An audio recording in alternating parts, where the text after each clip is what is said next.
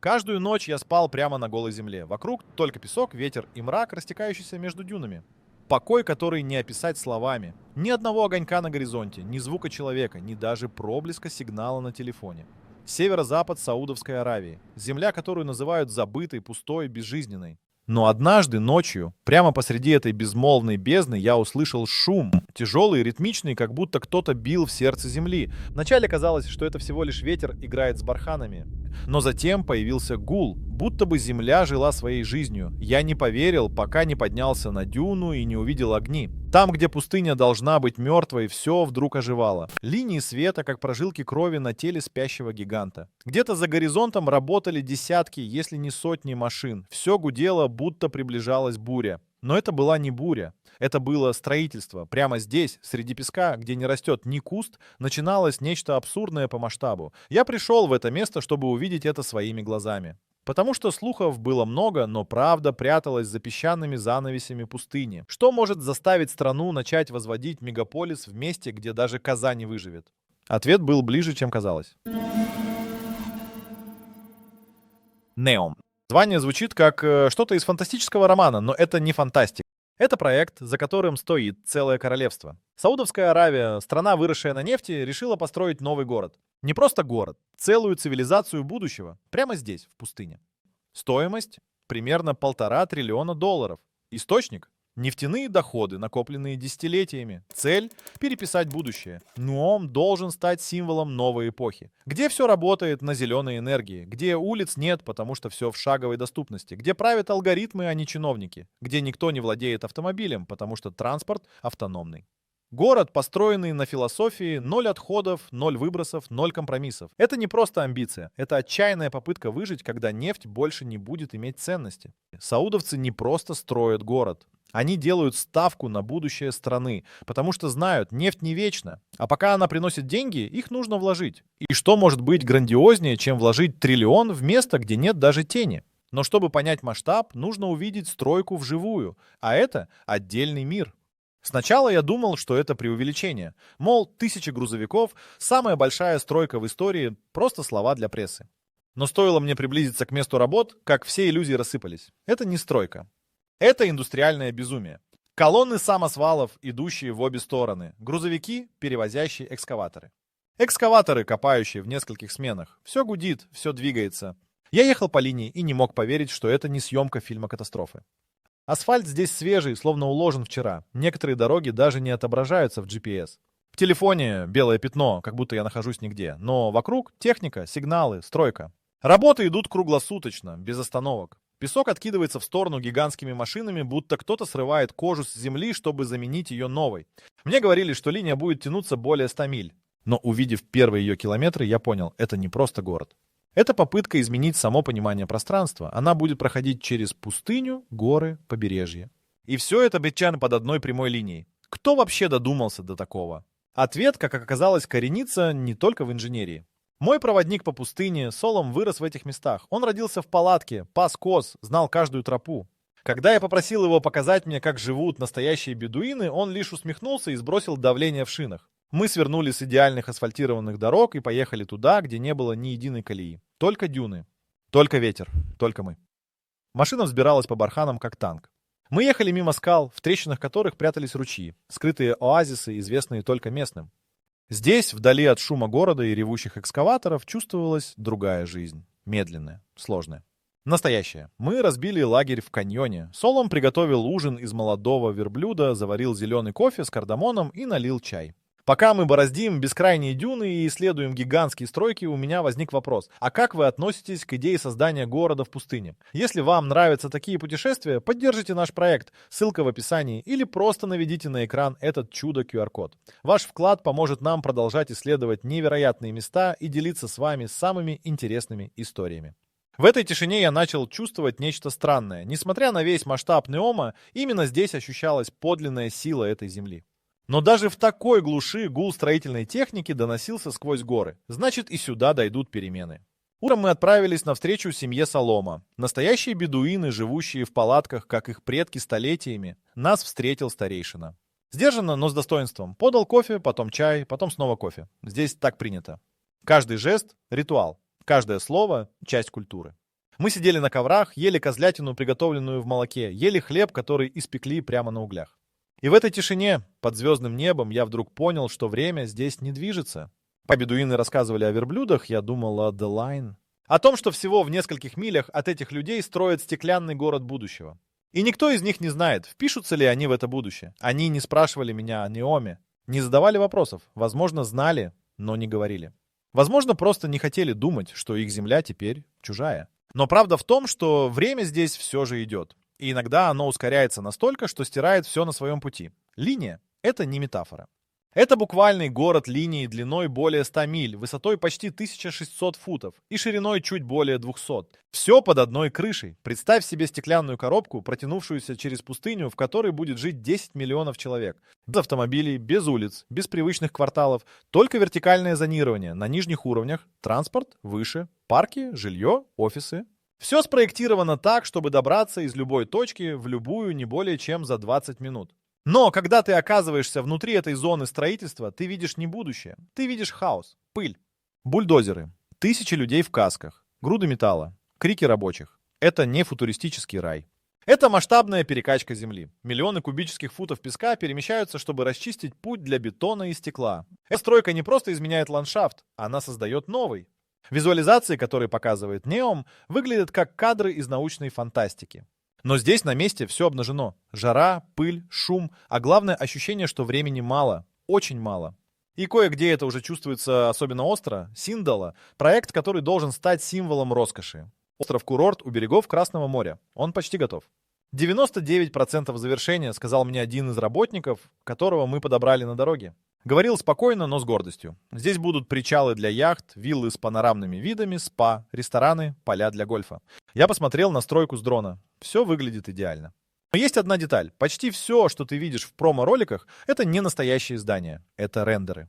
Компьютерные визуализации, созданные командой Neom, чтобы показать миру, каким они хотят видеть этот остров. Реальность пока не дотягивает до картинки, но в них верят. Потому что за Синдалой стоит амбиция привлечь туристов из Европы, Азии, США. Превратить пустыню в новый Монако. И да, вода здесь действительно потрясающая. Но за этим глянцем скрыта и другая история. Оксагон — еще один проект в составе Неома. Индустриальный город, который частично будет построен в море, звучит фантастично. Идея в том, чтобы создать хаб, где объединятся логистика, высокотехнологичное производство, исследовательские центры и порты. Место, где будут собирать инновации будущего. Но тут возникает вопрос: зачем строить половину города в воде? Ответ прост — пространство. А еще эффект. Это должно быть местом, которое невозможно забыть. Что-то, что докажет, Саудовская Аравия больше не ассоциируется только с нефтью. Она может быть символом прогресса. На берегу уже выравнивают площадки, подготавливают конструкции, бурят платформы. Вода рядом бирюзовая, почти нереальная. Но строить на ней, да, значит бороться с природой каждый день. И каждый день здесь на счету. Потому что конкуренция с мировыми портами — это не игра в долгую, это гонка. И они уже начали. Но не всем нравится, что для этой гонки используется именно эта земля — Трояна. Название звучит как из древнегреческой поэмы, но это будущий горный курорт, где можно будет кататься на лыжах. Да, на лыжах, в Саудовской Аравии. Идея кажется сумасшедшей, но именно так ее и подают. Они создают искусственное озеро, строят трассы, запускают снежные пушки. И все это где-то на вершинах, где зимой действительно холодно и иногда выпадает снег. Местные горы не похожи на Альпы, но они внушительны. Скальные массивы, которые прорезают небо, теперь становятся строительными площадками. Взрывы, динамит, тяжелая техника. Все для того, чтобы создать курорт, где будут проходить международные спортивные мероприятия. Но есть одна деталь, которую ты не найдешь в буклетах. Это гора, по местным легендам, тот место, где Моисей получил 10 заповедей. Земля, священная для многих. И теперь на ней строят центр развлечений. Для кого-то это символ прогресса, а для других — тревожный знак. Потому что все чаще старое и новое сталкиваются не метафорически, а буквально.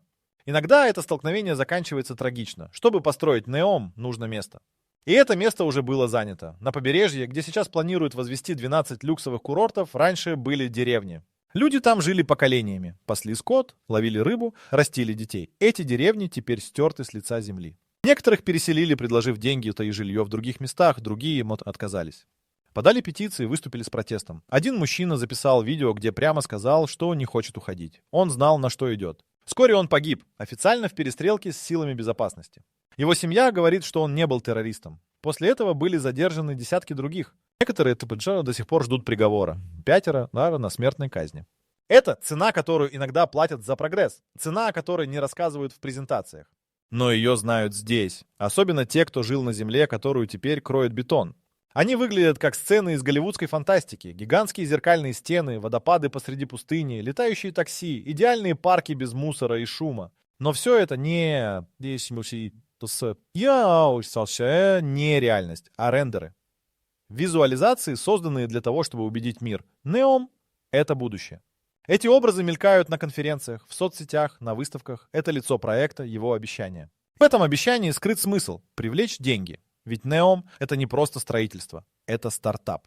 И как любой стартап, он должен продавать мечту. Мечту о городе, где все идеально. Где нет пробок, загрязнений, бюрократии. Только технологический рай. Но за фасадом картинок кроется другая реальность. Тысячи рабочих, жара, бетон, недостроенные конструкции.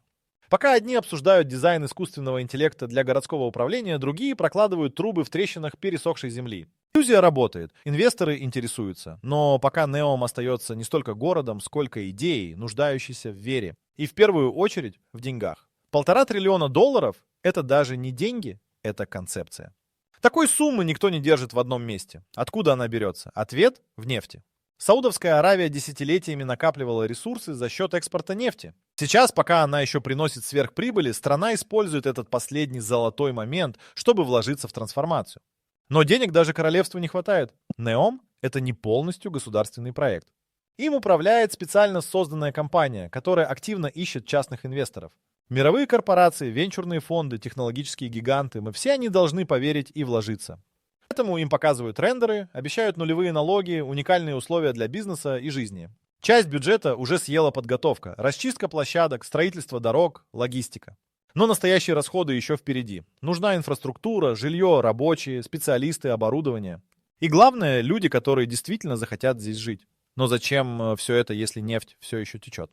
Вопрос не в том, закончится ли нефть. Вопрос в том, когда закончится спрос на нее. Международные прогнозы говорят о пике потребления в 30-х. Это уже завтра. Мир медленно, но неумолимо переходит на альтернативные источники энергии. Для Саудовской Аравии это означает угрозу, потому что нефть не просто экспортный продукт. Это основа экономики, системы политической стабильности. Если спрос рухнет, нефть перестанет приносить доходы. А вместе с этим исчезнет возможность поддерживать уровень жизни, зарплаты, субсидии. Королевству нужно что-то новое, новый драйвер экономики. И Neom — это ставка на этот драйвер. Производство, туризм, технологии, логистика, энергия — все должно заменить нефть. Именно поэтому проект настолько срочный. Время играет против. Но если нефть уходит, чем ее заменят? Солнце в Саудовской Аравии не щадит. Оно обжигает, сушит, сжигает. Но теперь оно стало ресурсом. В Неоме планируют построить одни из крупнейших в мире солнечных электростанций.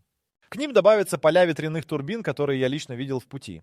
Цель — обеспечить весь регион возобновляемой энергией. Без выбросов, без топлива. Но есть и второй уровень — производство водорода. Используя солнечную и ветровую энергию, здесь собираются вырабатывать так называемый зеленый водород — топливо будущего. Его можно экспортировать, продавать, использовать в промышленности и транспорте. Это может стать новой нефтью, чистой, устойчивой, политически безопасной. Такие планы требуют технологий, специалистов, колоссальной координации. Конечно, веры, что мир действительно откажется от ископаемого топлива. Пока это только началось. Но первые установки уже работают. И если все срастется, Neom станет энергетическим сердцем новой эпохи.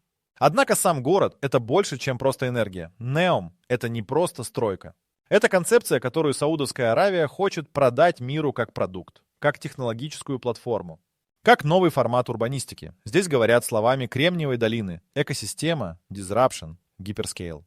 Город, в котором все будет управляться через искусственный интеллект. Где нет частной собственности на транспорт. Где все под контролем и все в интересах удобства жителя. Каждый элемент спроектирован с нуля. Никаких перекрестков, никаких мусорных баков на улицах. Никаких рекламных щитов. Только чистота, алгоритмы и дизайн. Архитекторы работают с футурологами. Инженеры-то с биологами. Создатели уверяют, это не просто урбанистика, это переизобретение самой идеи города. Но стартапы часто терпят неудачу. А этот стартап слишком велик, чтобы рухнуть тихо. В Неоме все начинается с одного простого вопроса. Что если города можно построить заново, с нуля? Не на руинах, не на базе прошлого, а в чистом поле, в данном случае, в песке. Здесь никто не мешает, нет исторической застройки, нет пробок, нет системы, которую нужно реформировать. Можно просто взять и перепридумать все. Поэтому Неом еще это не столько о зданиях, сколько о философии.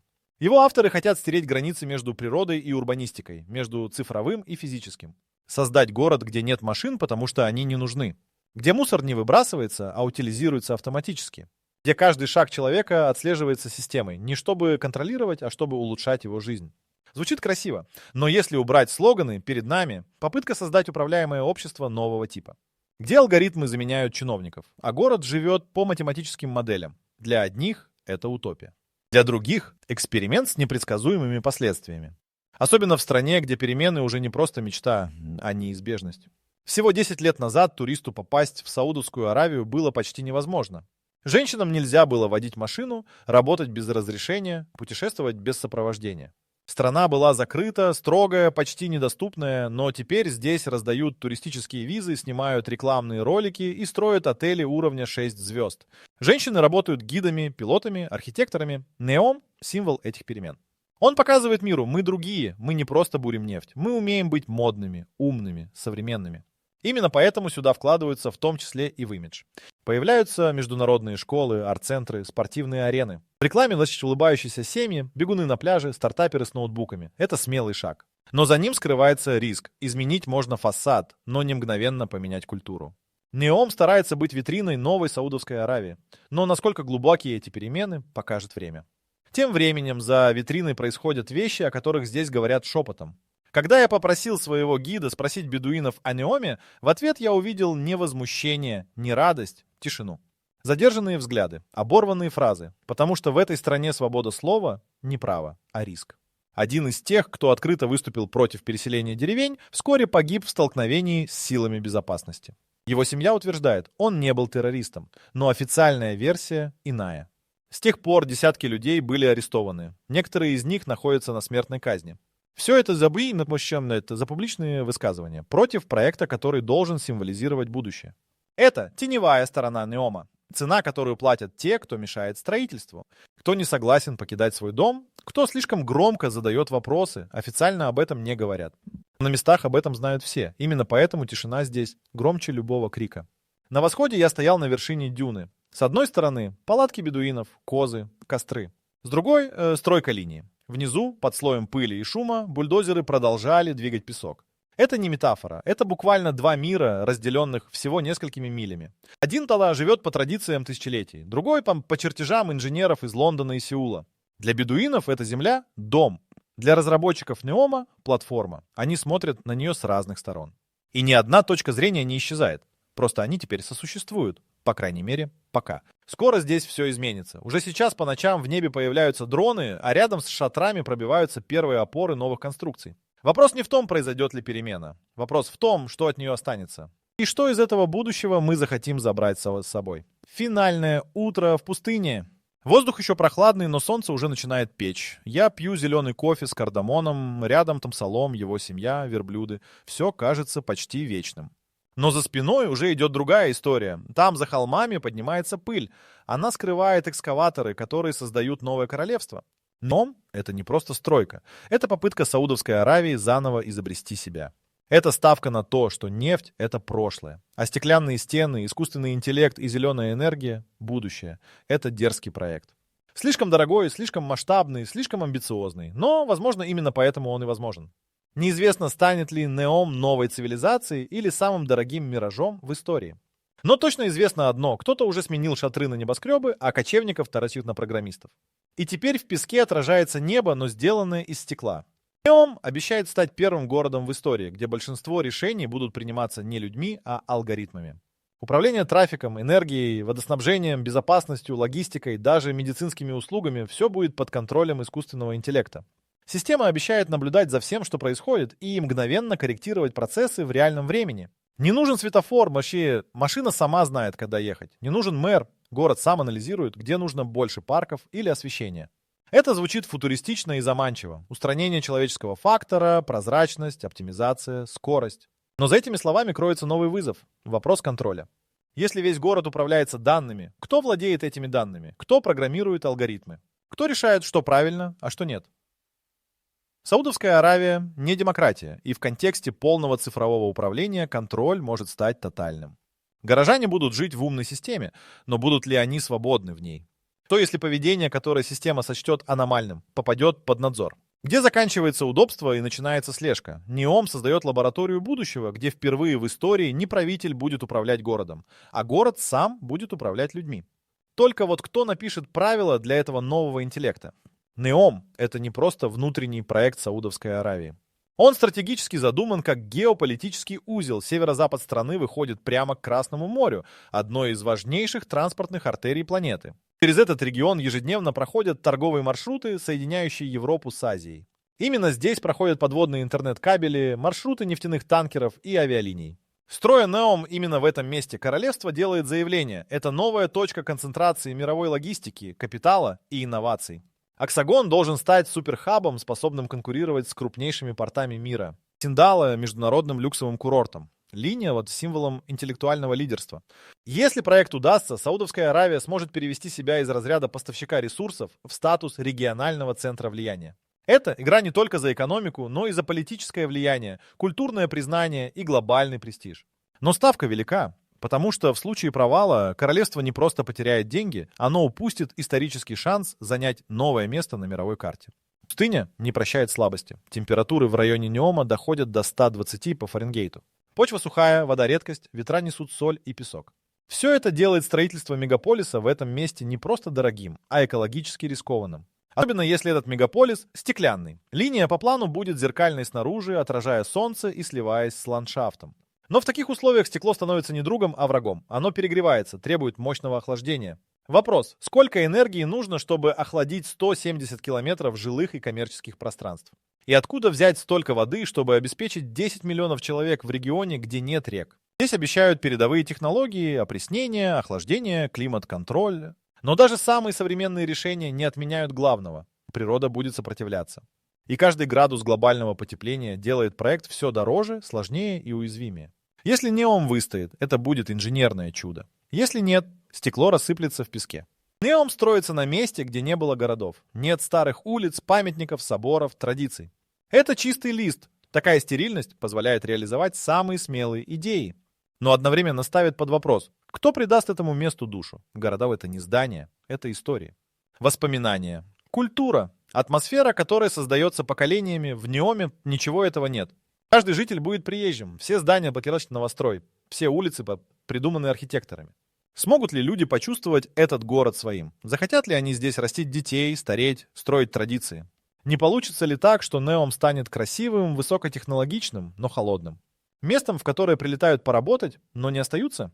Если Неом не найдет свою душу, он может остаться просто дорогим бизнес-парком. А чтобы построить душу, нужны не миллиарды, а время, которое нельзя купить. Долгое время Неом казался миражом, фантазией, нарисованной в PowerPoint. Никто не верил, что все это действительно начнут строить, но теперь экскаваторы работают. Рабочие смены идут днем и ночью. Первая очередь линии уже возводится, дороги построены, люди переезжают. Мир начал покупать в эту идею. В каждом уголке планеты, где звучит слово «Неом», кто-то задает себе вопрос: возможно ли это? И все больше инвесторов, инженеров, архитекторов и простых людей отвечают «да». Потому что если что-то и может оживить пустыню, так это решимость целой нации, подкрепленная нефтью, интеллектом и страхом перед будущим без ресурсов. Мираж больше не иллюзия. Он отражается в стекле, шумит в бетоне, работает на солнце. Его уже нельзя игнорировать. Теперь остается только одно — дождаться, какой он будет, когда действительно оживет. В 2022 году в небольшой деревне Накотс, расположенной на побережье Аляски, жители собрались на экстренное собрание. В воздухе витал запах дыма от костров, разжигаемых для традиционного обеда. Сигналом к этому событию стал снос здания, которое служило домом для старейшин. Это здание символизировало культурное наследие коренных народов и было разрушено в рамках программы урбанизации, инициированной местными властями для строительства нового торгового центра. Жители, недовольные решением властей, решили выступить против, выставив свои требования и защищая свои традиции. Уже на первом собрании крик был слышен за пределами деревни. Старейшины, облачившись в традиционные одеяния, выступали с речами, основанными на их опыте и мудрости, призывая молодежь к борьбе за свои корни. Вокруг них собрались не только местные жители, но и представители соседних племен, поддерживающие их в это непростое время.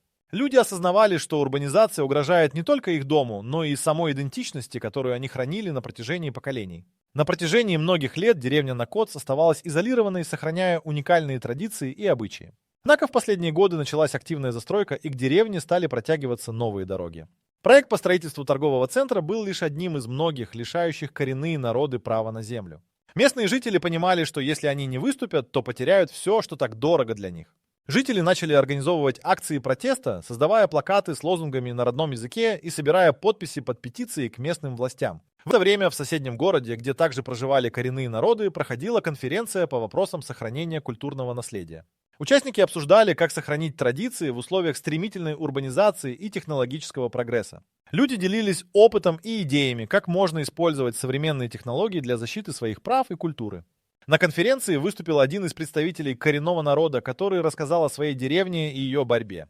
Пока в Накотце продолжалась борьба с местными властями, на конференции обсуждались возможности создания цифровых архивов для сохранения культурного наследия. Эти архивы могли бы стать основным инструментом для передачи знаний и обычаев будущим поколениям. Однако многие участники сомневались в том, что цифровизация сможет полноценно заменить живое общение, передаваемое от старшего поколения к младшему. В Накотце каждый день становился все более напряженным. Жители организовывали встречи, обсуждая, как они могут использовать современные стратегии, чтобы противостоять традиционному сносу их культурных памятников. Они понимали, что для защиты своих прав им необходимо объединиться и разработать стратегию, которая позволила бы сохранить их культуру в условиях продолжающейся урбанизации. Каждым днем становилось все яснее, что сопротивление традициям– это не просто борьба за землю, но и охрана душ основного народа. На следующий день после собрания жители Накотца начали готовить стратегию. В центре деревни развернули большой плакат с изображением их предков и надписью «Сохраним свои корни». Местные жители начали записывать свои истории, используя старые традиции устного рассказа, чтобы задокументировать культурное наследие, передавая его молодому поколению. Каждый вечер они собирались у костра, где старейшины делились легендами, песнями и танцами, которые были частью их идентичности. В это время к деревне начали поступать угрозы от властей. Однажды, в середине сентября, на пороге одного из домов появились люди в форменной одежде, требуя немедленного прекращения протестов. Они утверждали, что строительство торгового центра приведет к созданию рабочих мест и улучшению экономической ситуации. Однако местные жители не могли принять эти доводы, поскольку понимали, что потеря своих традиций и земли обернется катастрофой для их культуры. В ответ на угрозы жители Накотца решили провести мирный митинг, чтобы привлечь внимание к своей борьбе. Они пригласили журналистов, активистов и исследователей, чтобы рассказать о своей ситуации. Митинг состоялся в конце октября, и к нему присоединились представители других коренных народов, которые также столкнулись с проблемами урбанизации. Митинг вызвал большой интерес. Журналисты освещали события, передавая сообщения о давлении со стороны властей и стремлении коренных народов сохранить свою идентичность. В день митинга атмосфера была наполнена энергией. Люди несли плакаты, на которых были написаны лозунги на родном языке. Говоря на своем языке, они не только выражали протест, но и демонстрировали свою культуру. Там на площади устроили выставку традиционных ремесел: плетение корзин, резьба по дереву, живопись. Каждый желающий мог попробовать себя в традиционных ремеслах, и это привлекло как местных жителей, так и туристов. Ситуация обострилась, когда один из активистов, выступая на митинге, потребовал от местных властей встретиться с ними и обсудить условия, при которых строительство может быть остановлено. Он подчеркнул, что без согласия коренных народов никаких решений не должно приниматься. В ответ на это власти пригласили их на встречу, назначив ее на следующий месяц. Однако эта встреча порождала опасения среди жителей. Они знали, что такие диалоги часто заканчиваются пустыми обещаниями. Лидеры деревни начали готовиться к ней, формируя делегацию, которая должна была представлять их интересы. Каждый член делегации тщательно изучал возможные юридические аспекты и искал примеры успешных случаев отстаивания прав коренных народов в других регионах. На фоне подготовки к встрече в Накотц пришло сообщение о том, что в соседней деревне уже начались работы по строительству нового торгового центра, что дало понять, что власти не намерены ждать. Это известие вызвало бурю эмоций. Жители Накотца поняли, что их время на действие истекает, и начали активизировать свои усилия еще больше. Они решили провести акцию в поддержку соседней деревни, укрепляя единство своих племен и поднимая моральный дух. Вечером на площади собралось множество людей. Там старики, молодежь, женщины с детьми. Они вместе пели традиционные песни и танцевали, создавая атмосферу солидарности и решимости. С каждым днем становилось все яснее. Это борьба не только за землю, но и за самих себя. Утром следующего дня после акции жители Накотца проснулись с чувством тревоги. На горизонте появились строительные машины, которые начали вывозить землю с участка, ранее отведенного для строительства торгового центра. Это произошло раньше, чем ожидали местные жители, и стало шокирующим напоминанием о том, что их борьба становится все более критической. К этому времени активисты из Накотса уже начали получать информацию о том, что власти намерены не только продолжать строительство, но и игнорировать их требования о переговорах. Старейшины собрали экстренное заседание, на котором обсудили, как действовать дальше. Один из них, седовласый человек по имени Алан, предложил кардинальный шаг. Он предложил организовать блокаду стройплощадки, чтобы привлечь внимание не только местных жителей, но и всей страны. Его идея вызвала бурные обсуждения. Некоторые поддерживали его настойчивый подход, другие же боялись, что это только усугубит конфликт. В конечном итоге, после долгих споров, было решено провести блокаду. В этот день, когда первые лучи солнца освещали деревню, несколько десятков местных жителей направились к строительной площадке. Они несли свои традиционные одеяния и инструменты, символизирующие их культуру. Вокруг них собирались жители соседних деревень, поддерживая их в этой акции. Когда люди достигли стройплощадки, они встали в цепь, образуя живую преграду. Рабочие остановились, не зная, что делать. В это время один из активистов мэрии вышла вперед и начала говорить о важности сохранения их культуры. Она привела примеры того, как урбанизация уже уничтожила множество традиционных деревень по всей стране, и как это стало причиной утраты идентичности для целых народов. Слушая ее, люди вокруг начали аплодировать, поднимая знамена и плакаты. Однако к утру следующего дня ситуация накалилась. Власти направили к месту происшествия несколько автомобилей с правоохранительными органами. Офицеры в униформе потребовали разойтись и угрожали арестами. Напряжение нарастало, когда протестующие начали петь песни, призывая к миру и диалогу. Тем временем один из полицейских, не дождавшись приказа, начал разгонять людей с помощью физической силы. Это вызвало протест, и в толпе началась паника. После нескольких минут хаоса старейшины, видя, что ситуация выходит из-под контроля, решили призвать к отступлению. Они понимали, что в данной ситуации насилие только усугубит их борьбу. Протестующие начали медленно расходиться, но не собирались отступать от своих требований. Мэрия осталась на месте, чтобы поговорить с полицейскими, пытаясь наладить диалог и объяснить, почему они здесь. Несмотря на давление со стороны властей, жители Накотса продолжали собираться в своих домах и обсуждать дальнейшие шаги. Они решили, что необходимо не только защищать свои права, но и искать поддержку за пределами своего региона. Были составлены письма в национальные организации, которые занимались защитой прав коренных народов. В них они в подробностях изложили свою ситуацию, описывая последствия урбанизации и требования о сохранении традиций. Надежда на получение поддержки появилась, но для этого им нужно было действовать быстро. С каждым днем страх утраты родных мест становился все более реальным. В начале ноября давление на жителей Накотса достигло предела. В ответ на продолжающиеся протесты власти объявили о начале строительства торгового центра в полном объеме, несмотря на юридические разбирательства. В то время как местные жители искали поддержку и пытались организовать кампанию, публичная поддержка их дела начала нарастать. В социальных сетях появились сообщения о ситуации в Накотсе, их историю начали освещать крупные новостные агентства, что привлекло внимание активистов из других регионов. Однако с каждым днем ситуация становилась напряженнее. Однажды вечером, когда жители готовили очередное собрание, Мэри получила анонимный звонок. Голос на другом конце линии сообщил ей о планах властей устроить акцию устрашения. На следующий день, в полдень, власти намеревались разогнать протестующих, используя силу. Это сообщение вызвало панику среди жителей, но также пробудило решимость. В следующее утро в деревне состоялась встреча, на которой собрались все, кто поддерживал борьбу. Они решили, что вместо того, чтобы отступить, они должны продемонстрировать единство.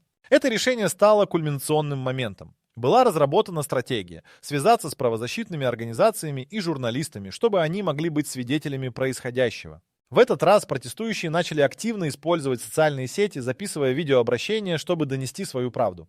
Когда протестующие собирались у строительной площадки, к ним присоединились группы активистов из других городов. Это событие привлекло внимание не только местных жителей, но и людей из разных уголков страны. Они принесли с собой современные технологии, камеры, дроны, которые позволяли фиксировать все происходящее и транслировать информацию в реальном времени. В полдень, когда протестующие начали скандировать свои лозунги, на место прибыли полицейские. Это был крупнейший контингент за все время. Местные власти явно готовились к конфликту. Протестующие образовали живую цепь, держась за руки и не собираясь разойтись. В воздухе витало чувство единства, но также и нарастающее напряжение. Когда полицейские начали приближаться, Мэри выступила вперед, взяв на себя ответственность за переговоры. С ней была группа старейшин, которые начали говорить с офицерами, призывая к диалогу. Офицеры же, похоже, были готовы к насилию. В этот момент протестующие начали записывать все происходящее на свои телефоны, фиксируя каждое их слово. Ситуация перешла в критическую фазу, когда один из полицейских, не дождавшись приказа, начал толкать людей. Протестующие, увидев это, начали подниматься. Мэри продолжала говорить, но ее голос терялся в общей суматохе. И тут, в самый напряженный момент, раздался резкий звук. Один из дронов, запущенных активистами, потерял управление и врезался в полицейский грузовик. Это вызвало хаос. Полицейские начали паниковать, люди кричали, и в результате столкновения произошло замешательство. В этот момент Мэри поняла, что это может стать их шансом. Она подняла руку, призывая всех к спокойствию. Протестующие, видя ее решимость, остановились. Мэри вдруг крикнула, чтобы все запомнили, за что они борются. Это стало массовым призывом к действию. Люди начали снимать свои видеообращения, передавая свою идентичность и раскрывая свою борьбу. В этот момент острое осознание того, что они борются не только за свои земли, но и за свою культуру, охватило всех. Это был кульминационный момент, когда сопротивление стало не просто борьбой за землю, а движением за сохранение их исторической идентичности. Ситуация накалилась до предела, и жители Накотса поняли, что сейчас они могут либо потерять все, либо добиться успеха. После столкновения и хаоса, возникшего на строительной площадке, жители Накотса начали осознавать силу своей общей борьбы. В то время как полицейские отступили, протестующие собрали свои силы и начали обсуждать следующий шаг. С каждым словом возникала новая решимость, а единство, которое они продемонстрировали, придало им сил. Мэри, собрав всех вокруг, предложила создать совет, который будет отвечать за дальнейшие действия и включить в него представителей всех племен, поддерживающих их движение. В течение нескольких следующих дней жители Накотса организовали встречи, где собирали информацию о своих правах и возможностях защиты своей культуры. Они начали активно использовать социальные сети, записывая видеообращения, делая посты и устанавливая контакты с правозащитными организациями. Эти действия привлекли внимание не только местных СМИ, но и крупных национальных изданий, которые начали освещать их борьбу. Зная о неустойчивом положении властей, жители решили инициировать юридический процесс, требуя остановить строительство до тех пор, пока не будет достигнуто согласие о защите их прав. Они собрали подписи, документируя свои требования и показывая, как урбанизация разрушает их культурные корни. Это привлекло внимание юристов, специализирующихся на правах коренных народов, которые согласились помочь им. Между тем, на фоне продолжающегося давления и протестов, местные власти были вынуждены отступить. Строительство было приостановлено, и власти согласились на диалог. Это стало результатом масштабной кампании, в которой жители Накотса смогли объединить свои усилия, поднимая важные вопросы о сохранении своей идентичности и культуры перед лицом технологического прогресса. На финальной встрече с властями жители Накотса выдвинули свои требования: создать культурный центр, который бы стал местом для сохранения их традиций и передачи знаний будущим поколениям. Этот центр должен был включать в себя образовательные программы, обучающие молодое поколение их языку и культуре. Власти согласились, понимая, что прогресс не должен уничтожать, а наоборот поддерживать коренные народы. В результате активной работы и борьбы коренные народы Накотса смогли сохранить не только свою землю, но и свою культуру. Создание культурного центра стало символом их победы и надежды на будущее, где современные технологии и традиции могут сосуществовать. Вот как коренные народы Накотса смогли объединить свои усилия, чтобы сохранить культуру, а мы же можем объединить наши усилия, чтобы поддержать это творчество. Если вам нравится то, что мы делаем, не забудьте подписаться на канал, ведь кто, как не вы, сможет помочь нам строить будущее без пустынь в творчестве. Ссылка на донат в описании или QR-код на экране. Каждое ваше участие помогает нам продолжать. На открытии центра жители вновь собрались вокруг костра, как это было в прежние времена.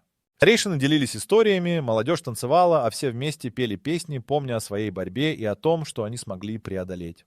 Эта история стала примером для других коренных народов, которые столкнулись с аналогичными вызовами. Жители Накотса понимали, что их борьба — это не только локальная проблема, но и глобальная. Они начали вести активный диалог с другими сообществами, обмениваясь опытом и поддерживая друг друга. Эта новая эра единства и борьбы за свои права оставила след не только в сердцах людей, но и в истории их народа. Они поняли, что идентичность — это не просто то, что передается по наследству, но и то, что они могут и должны защищать.